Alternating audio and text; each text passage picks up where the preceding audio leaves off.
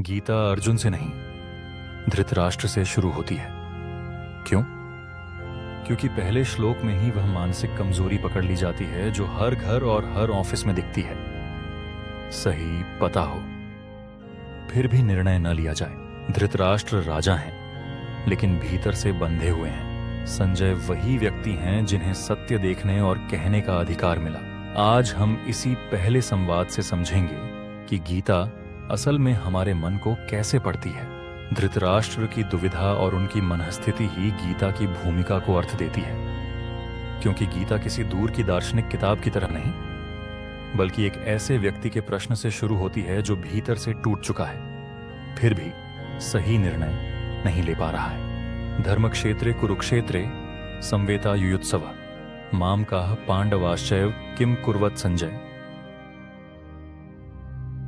धर्मक्षेत्रे ए धर्म का क्षेत्र, पवित्र नीति का स्थान। कुरुक्षेत्रे एक कुरुओं का क्षेत्र।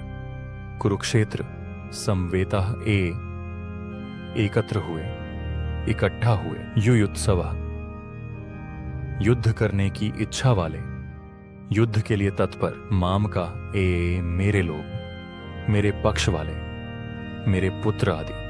पांडवाः च एव और पांडव भी किम अकुर्वत, एक क्या कर रहे थे, उन्होंने क्या किया। संजय, हे संजय, धृतराष्ट्र संजय से पूछते हैं, धर्मभूमि कुरुक्षेत्र में मेरे पक्ष वाले और पांडव युद्ध के लिए एकत्र हुए हैं। हे संजय, उन्होंने क्या किया? इसका सीधा अर्थ केवल युद्ध का हाल बताओ नहीं है। पहला ही श्लोक मन की स्थिति उजागर करता है। धृतराष्ट्र हमारे नहीं कहते, वे माम काह कहते हैं, मेरे लोग। यह शब्द बताता है कि प्रश्न के पीछे निष्पक्ष जिज्ञासा नहीं, बल्कि पक्षपात और आसक्ति बैठी है। धर्मक्षेत्र जैसी जगह पर भी उनका मन धर्म से पहले मेरा पकड़ रहा है। यही उनकी मानसिक अंधता का संकेत है, आंखों की नहीं, विवेक की। संजय की मानसिक स्थिति इसके उलट दिखती है। संजय राजा के पक्ष के होते हुए भी युद्ध का वर्णन सत्य के रूप में करते हैं। वे भावनात्मक पक्षपात में डूबकर खबर नहीं बताते, बल्कि साक्षी की तरह देखते और कहते हैं।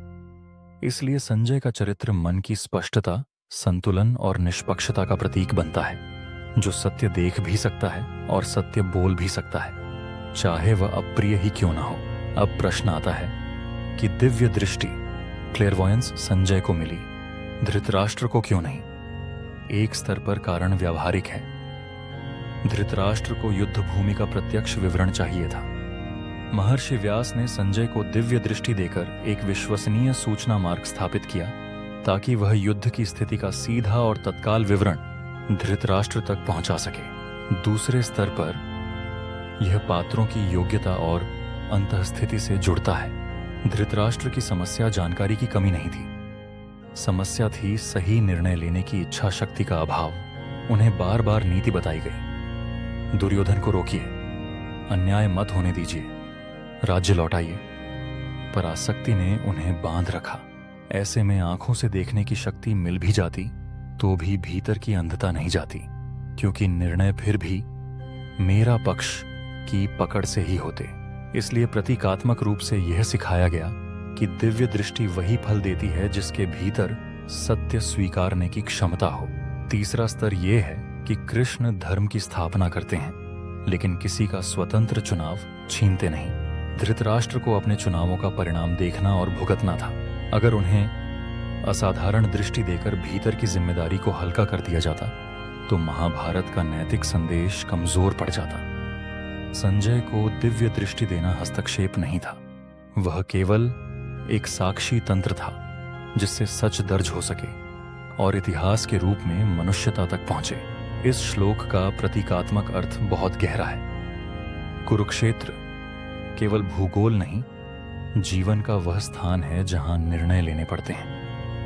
और धर्म क्षेत्र यह बताता है कि निर्णय क्षेत्र में अंतःकरण की आवाज भी मौजूद है। नियम, नैतिकता, सच, न्याय। लेकिन धृतराष्ट्र का मामकाह बताता है कि जब आसक्ति हावी हो जाती है, तब धर्मभूमि पर भी मन मेरे और उनके में बांट जाता है। संजय का पात्र दिखाता है कि उसी परिस्थिति में साक्षी भाव से देखना संभव है। यही वास्तविक दृष्टि है। असली समस्या हमेशा युद्ध नहीं होती। असली समस्या होती है निर्णय लेने की क्षमता। धृतराष्ट्र आंखों से नहीं देख सकते थे, लेकिन उससे बड़ा कारण था मन का अंधत्व। अपने ही बेटे की गलती जानते हुए भी उसे रोक न पाना। गीता का पहला श्लोक इसी मनःस्थिति को खोल देता है। धृतराष्ट्र कहते हैं, धर्मक्षेत्र कुरुक्षेत्र में मेरे पक्ष वाले और पांडव युद्ध के लिए एकत्र हुए हैं। हे संजय, उन्होंने क्या किया? ध्यान दीजिए, धृतराष्ट्र हमारे नहीं कहते, वे कहते हैं मामका, मेरे लोग, यानी धर्मभूमि पर भी मन मेरा में फंसा है। यही वह जगह है जहां सामान्य व्यक्ति भी फंसता है, घर में, ऑफिस में, रिश्तों में। जब सही गलत का प्रश्न आता है तो हम पहले यह देखने लगते हैं कि मेरा पक्ष बच रहा है या नहीं। अब संजय का रोल समझिए। संजय को दिव्य दृष्टि इसलिए मिली क्योंकि राजा को सच सुनना था, लेकिन सच देखने से पहले सच स्वीकार करने की योग्यता चाहिए। धृतराष्ट्र की समस्या जानकारी की कमी नहीं थी, समस्या थी सही निर्णय करने की इच्छा शक्ति का अभाव। इसीलिए दिव्य दृष्टि संजय को मिली ताकि सत्य एक भरोसेमंद माध्यम से महल तक पहुंचे। संजय यहां केवल नरेटर नहीं है, वे साक्षी चेतना का प्रतीक हैं, जो तथ्य देखता है और वैसे ही कहता है, बिना पक्षपात के। यह हमारे जीवन से कैसे जुड़ता है? हर सामान्य व्यक्ति के जीवन में कुरुक्षेत्र आता है जब परिवार, रिश्ते, धन, प्रतिष्ठा, नौकरी, साझेदारी और नैतिकता के बीच चुनना पड़ता है। तब दो आवाजें चलती हैं, एक धर्मक्षेत्र की जो सही कहती है, दूसरी मामकाह की जो कहती है मेरा नुकसान न हो, मेरी बात जीत जाए, मेरे लोग सही रहें, चाहे तरीका गलत हो। इस श्लोक का संदेश यह है कि समस्या अक्सर बाहरी नहीं होती। समस्या यह होती है कि भीतर का न्यायबोध मेरा तुम्हारा में ढक जाता है। संजय जैसी दृष्टि का अर्थ यह नहीं कि चमत्कारिक दृश्य दिखें। इसका अर्थ है कि आप किसी भी संघर्ष में तथ्य, सत्य और परिणाम को साफ साफ देख सकें और फिर सही निर्णय ले सकें। जब आप अपने जीवन में किसी कठिन मोड़ पर हों तो खुद से यह प्रश्न करना इस श्लोक की सबसे उपयोगी साधना है।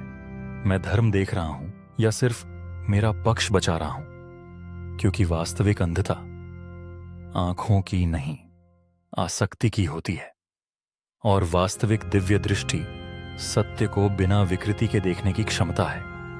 यही कारण है कि गीता की शुरुआत युद्ध से नहीं, मन की अंधता और दृष्टि के भेद से होती है।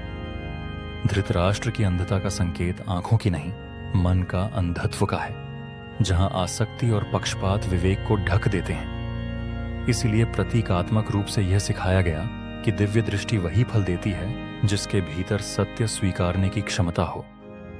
क्योंकि धृतराष्ट्र का मूल संघर्ष मन का अंधत्व था, जानकारी की कमी नहीं। क्योंकि वास्तविक अंधता आंखों की नहीं, मन का अंधत्व की होती है, और वास्तविक दिव्य दृष्टि सत्य को बिना विकृति के देखने की क्षमता है। अब इसे अपने जीवन से जोड़िए।